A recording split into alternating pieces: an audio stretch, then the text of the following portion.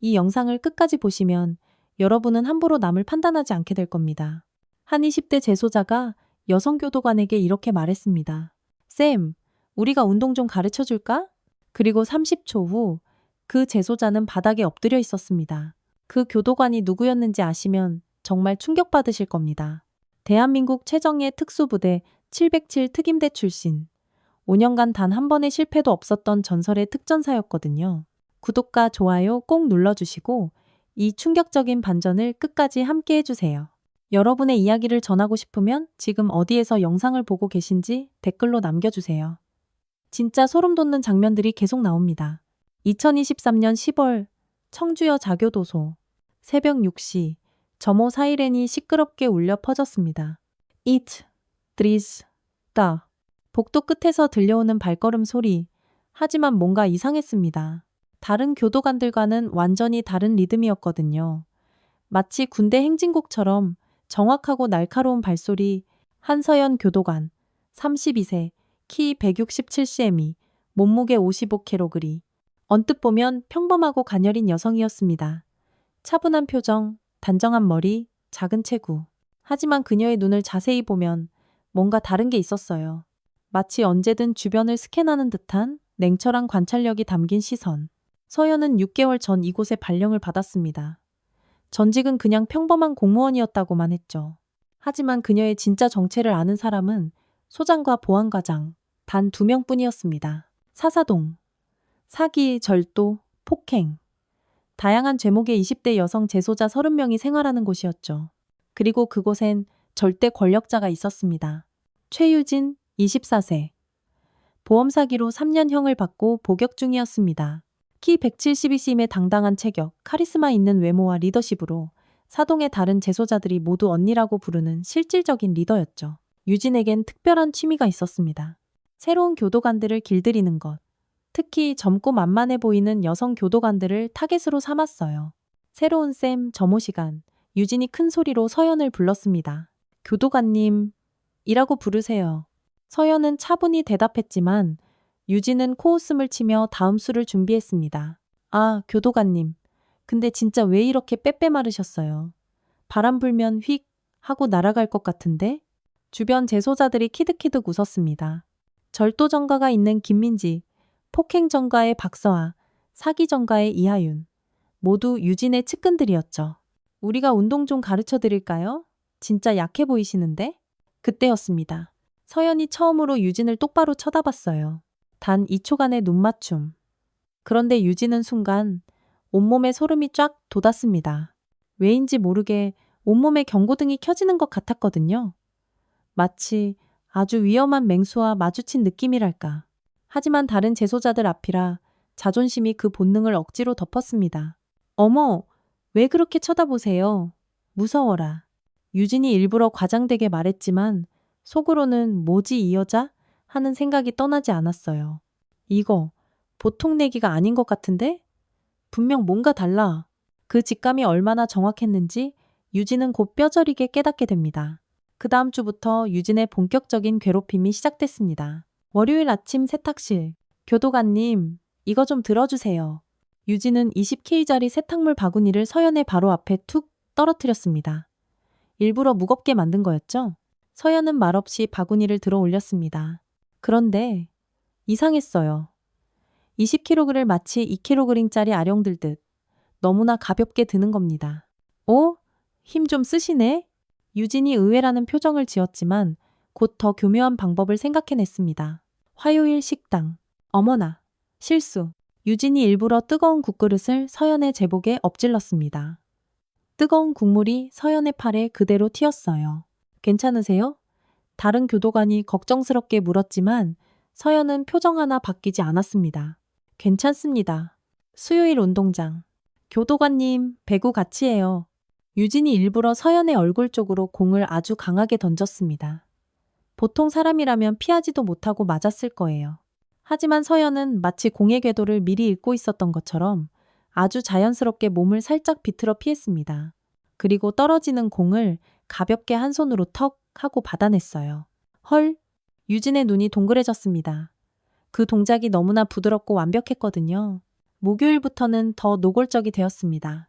쌤은 왜 그렇게 말이 없어요? 남자친구 없죠? 혹시 결혼 못해서 여기 온 거 아니에요? 아이고, 진짜 재미없어. 화라도 좀 내보든가? 하지만 서연은 끝까지 참았습니다. 아니, 참는다는 표현보다는 마치 모든 타이밍을 재고 있는 듯 했어요. 선배 교도관인 윤지수 씨가 걱정스럽게 말했습니다. 서연 씨, 너무 당하고만 있으면 안 돼요.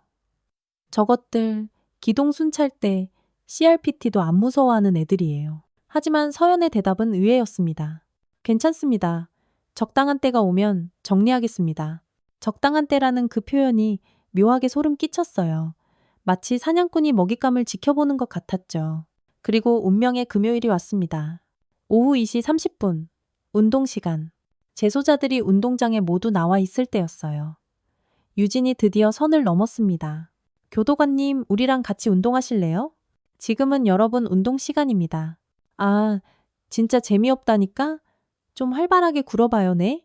그러더니 유진이 갑자기 서연의 어깨를 강하게 밀쳤습니다. 장난이 아니라 진짜로 세게 말이죠. 서연이 한 걸음 뒤로 휘청 밀려났습니다. 어머, 죄송. 실수였어요. 유진과 그 무리들이 배를 잡고 웃었습니다. 박장대소를 했죠. 하지만 이번에는 뭔가 달랐어요. 서연이 천천히 고개를 들어 유진을 봤습니다. 그 눈빛을 본 순간 시끄럽던 운동장의 공기가 순식간에 얼어붙었습니다. 최유진 씨. 네네. 유진의 목소리가 저도 모르게 떨렸습니다. 무의식적으로요. 지금 뭐 하신 겁니까? 아니, 그냥 장난이었어요. 장난이요? 서연이 한 걸음 앞으로 다가왔습니다.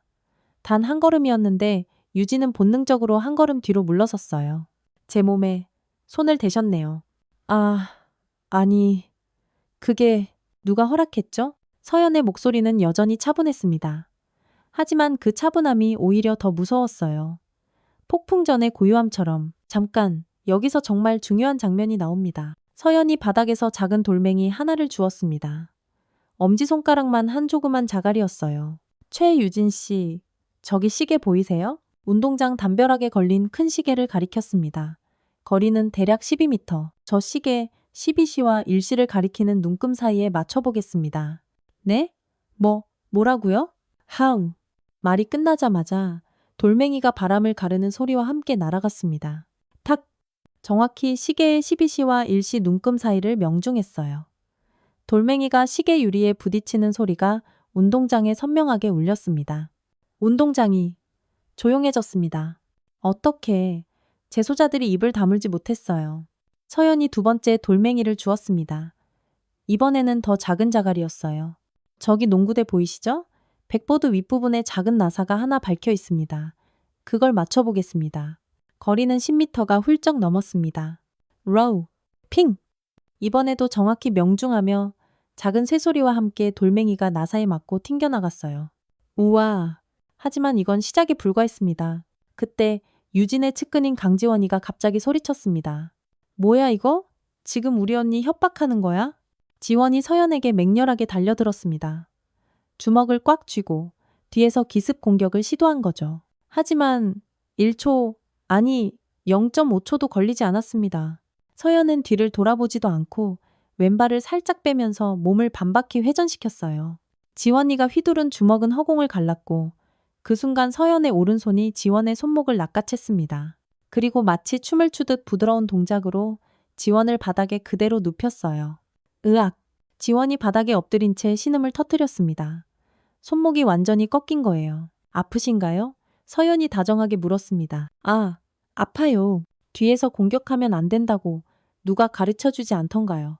서연이 지원의 손목을 살짝 비틀어 원래대로 맞춰줬습니다. 그러자 신기하게도 통증이 사라졌어요. 다음에는 정면에서 오세요. 그래야 다칠 일이 없거든요. 그 말에 운동장에 있던 30명의 재소자들이 모두 얼어붙었습니다. 제가 누군지 궁금하시죠? 서연이 운동장 중앙으로 걸어갔습니다. 재소자들은 무서우면서도 궁금해서 자연스럽게 그녀 주위로 모여들었습니다. 제 소개를 제대로 해드리죠. 서연이 제복 윗단추 3개를 풀었습니다. 그러자 속에 입고 있던 검은색 티셔츠가 보였어요. 그리고 그 오른쪽 어깨에 장호의 유진이 숨을 삼켰습니다. 작지만 선명한 문신이 있었거든요. 독수리가 방패를 감싸고 있는 모양. 그리고 그 아래 작은 글씨로 707 최정예 특임대라고 적혀 있었습니다. 여러분, 대한민국 육군 707 특임대 들어보셨나요? 재소자들이 조용히 고개를 저었습니다. 대테러 특수부대입니다. 북한군 침투, 인질 구출, 요인 암살. 일반인들은 상상도 할 수 없는 임무를 수행하는 곳이죠. 서연의 설명이 계속됐습니다. 저는 그곳에서 5년간 복무했고 해외 파병 3번, 대테러 작전 12번, 인질 구출 작전 7번. 단 한 번의 실패도 없었습니다. 재소자들의 얼굴이 새하얗게 질렸습니다.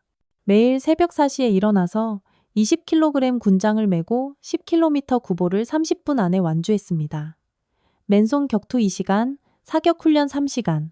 하루도 빠짐없이 5년간 했어요. 유진이 떨리는 목소리로 물었습니다. 그럼 왜 교도관이 되신 거예요? 서연의 표정이 잠시 어두워졌습니다. 가족 때문이었어요. 아버지가 암으로 돌아가시고 어머니가 혼자 남게 되셔서요. 그래서 교도관이 되셨다고요? 네. 사람을 지키는 일을 계속하고 싶었거든요. 그때 이하윤이 조심스럽게 손을 들었습니다. 그럼 저희가 지금까지 한 짓들 전부 다 알고 있었어요. 서연이 담담하게 말했습니다. 세탁물 무겁게 만든 것, 뜨거운 국물 일부러 쏟은 것, 배구공으로 마치려 한 것, 뒤에서 욕한 것, 모든 걸 다 알고 있었습니다. 그럼 왜? 기회를 주고 싶었습니다. 스스로 멈출 수 있는 기회요. 재소자들이 숨을 죽였습니다. 하지만 선을 넘으셨네요. 서연이 유진을 똑바로 봤습니다. 제 몸에 손을 대는 건 용납할 수 없습니다. 그때였습니다. 갑자기 김민지가 앞으로 불쑥 나왔어요. 저도 같이 벌 받을게요. 언니 혼자 당하게 할 수 없어요. 그러자 이하윤도 나왔습니다. 저도요. 강지원도 아픈 손목을 부여잡고 일어났습니다. 저도 같이 벌 받겠습니다. 유진이 눈물을 글썽이며 말했습니다. 교도관님, 정말 죄송합니다. 저희가 너무했어요. 서연이 처음으로 부드러운 표정을 지었습니다. 알아주면 됐어요. 근데 정말 궁금한 게 있어요. 뭔가요? 저희가 처음 만났을 때부터 다 알고 계셨던 거예요? 저희가 뭘 할지. 서연이 씁쓸하게 웃었습니다. 첫날부터 알았죠. 최유진 씨가 리더고 강지원 씨가 행동대장, 이하윤 씨가 브레인, 김민지 씨가 정보 수집 담당이라는 것도요. 어떻게? 교도관은 여러분의 모든 정보를 파악하고 있습니다. 재소자들 온몸에 다시 소름이 돋았습니다. 그럼 언제든지 저희를 제압할 수 있었다는 거네요? 네. 하지만 그러고 싶지 않았어요. 왜요? 유진이 물었습니다. 여러분도 누군가의 소중한 가족이고 딸들이잖아요. 서연의 진심 어린 목소리에 몇몇 재소자들의 눈가가 촉촉해졌습니다. 여러분이 여기에 어떤 이유로 왔든 다시 시작할 수 있고 더 나은 사람이 될 수 있습니다. 서연이 계속 말했습니다. 하지만 그러려면 먼저 서로를 존중해야 해요. 약한 사람을 괴롭히는 걸로는 아무것도 얻을 수 없거든요. 그럼 저희한테 운동 가르쳐 주실 수 있어요? 강지원이 조심스럽게 물었습니다. 운동이요? 네, 진짜 강해지고 싶어요. 교도관님처럼요.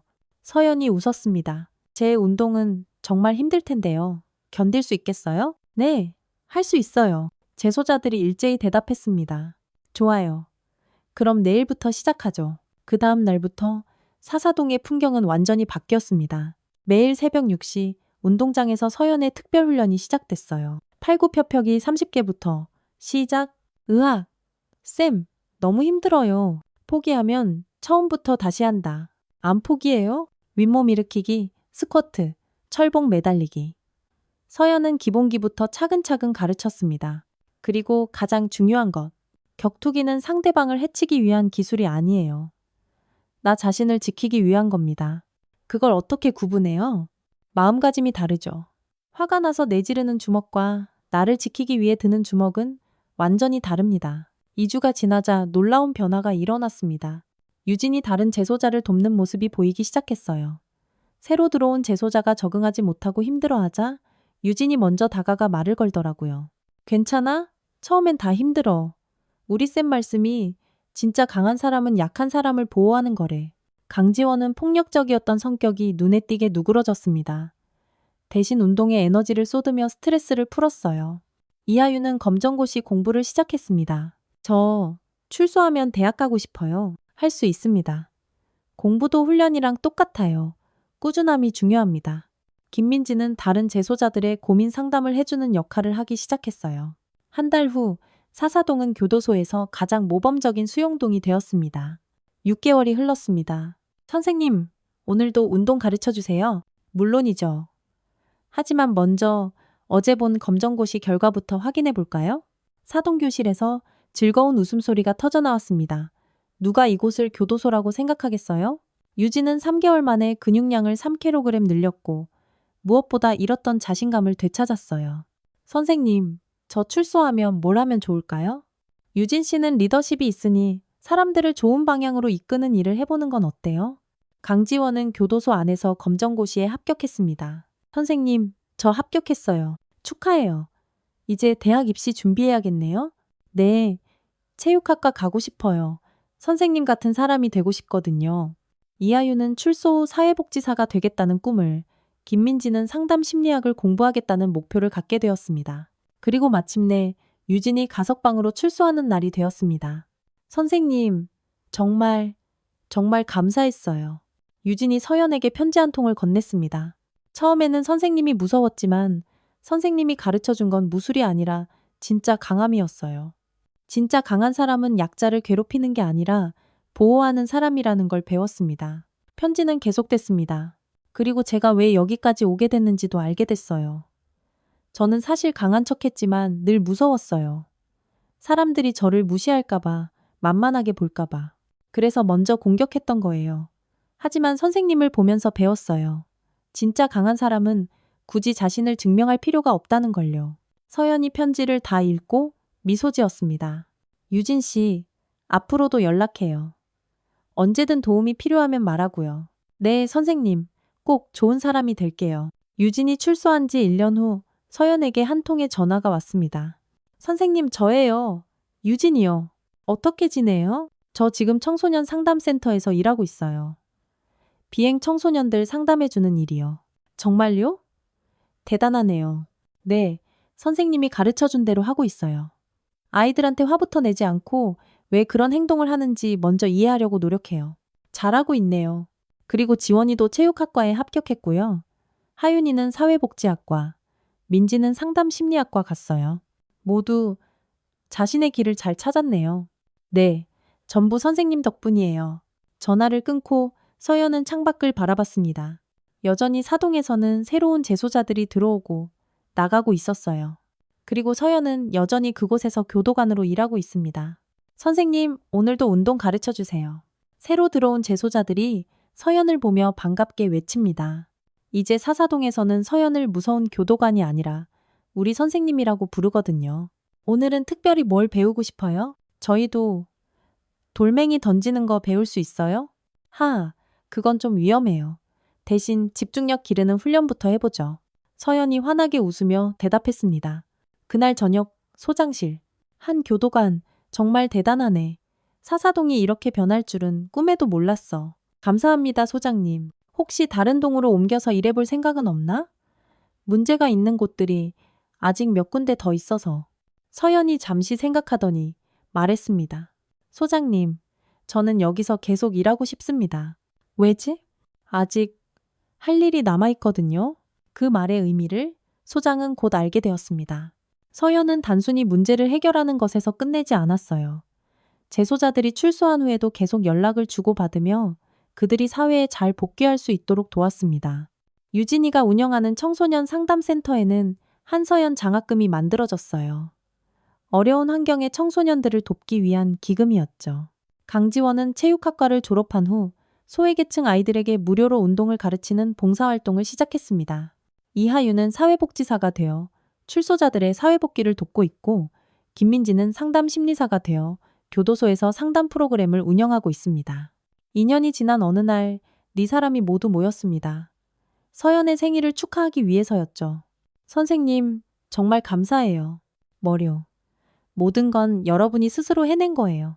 아니에요. 선생님이 저희를 포기하지 않아 주셨잖아요. 유진이 말했습니다. 다른 사람들은 저희를 보고 어차피 못 고칠 애들이라고 했지만 선생님은 달랐어요. 저는 그냥 여러분 안에 있는 좋은 면을 봤을 뿐이에요. 그런 눈을 가진 사람이 세상에 얼마나 될까요? 지원이 물었습니다. 서연이 잠시 생각하다가 말했습니다. 제가 군대에 있을 때 한 선배가 이런 말씀을 하셨어요. 진짜 강한 전사는 적을 죽이는 사람이 아니라 적을 내 편으로 만드는 사람이다라고요. 우와! 그때는 그게 무슨 뜻인지 잘 몰랐는데 여러분을 만나고 나서야 알게 됐어요. 저희도 이제 누군가를 도울 수 있는 사람이 됐어요. 하윤이 말했습니다. 그게 가장 기뻐요. 서연이 진심으로 환하게 웃었습니다. 여러분, 이 이야기에서 우리가 배울 수 있는 교훈은 무엇일까요? 첫째, 겉모습으로 사람을 판단하지 말라는 것입니다. 조용하고 가녀려 보이는 사람도 우리 상상을 뛰어넘는 이야기와 능력을 가지고 있을 수 있어요. 둘째, 진정한 강함은 힘으로 상대를 굴복시키는 게 아니라 상대방을 변화시키는 것입니다. 한서영 교도관은 언제든지 그들을 제압할 수 있었지만 그 대신 그들의 마음을 바꾸는 길을 선택했죠. 셋째, 모든 사람은 변할 수 있다는 것입니다. 아무리 문제가 많아 보이는 사람이라도 올바른 방향과 진심 어린 관심이 있다면 얼마든지 달라질 수 있어요. 넷째, 진정한 리더십은 두려움이 아니라 존경으로 사람의 마음을 움직이는 것입니다. 마지막으로 우리 모두는 각자의 자리에서 누군가에게 한서영 교도관이 될 수 있습니다. 상대방을 비난하고 판단하는 대신 그들이 더 나은 사람이 될 수 있도록 도와주는 것. 그것이 진정한 강함이 아닐까요? 현재 한서영 교도관은 여전히 그 교도소에서 일하고 있습니다. 그리고 매일 새로운 재소자들을 만나며 그들에게 두 번째 기회를 선물하고 있어요. 사람은 누구나 실수할 수 있어요. 하지만 그 실수로 인생이 끝나는 건 아니죠. 언제든 다시 시작할 수 있어요. 이것이 한서연 교도관이 항상 하는 말입니다. 그녀의 이야기는 아직 끝나지 않았습니다. 오늘도 어딘가에서 새로운 변화의 씨앗을 심고 있을 테니까요. 여러분도 오늘부터 주변 사람들을 조금 다른 시각으로 바라보시는 건 어떨까요? 그 사람이 어떤 이야기를 가지고 있는지, 어떤 가능성을 품고 있는지 한번 생각해 보세요. 그리고 기억하세요. 여러분도 누군가에게는 한서영 교도관이 될 수 있다는 것을요. 오늘 이야기가 여러분에게 감동과 교훈을 주었다면 구독과 좋아요 버튼 꼭 눌러주세요. 그리고 댓글로 여러분의 생각을 남겨주시면 정말 감사하겠습니다. 다음에도 더 감동적이고 의미 있는 이야기로 찾아뵙겠습니다. 끝까지 시청해 주셔서 정말 감사합니다.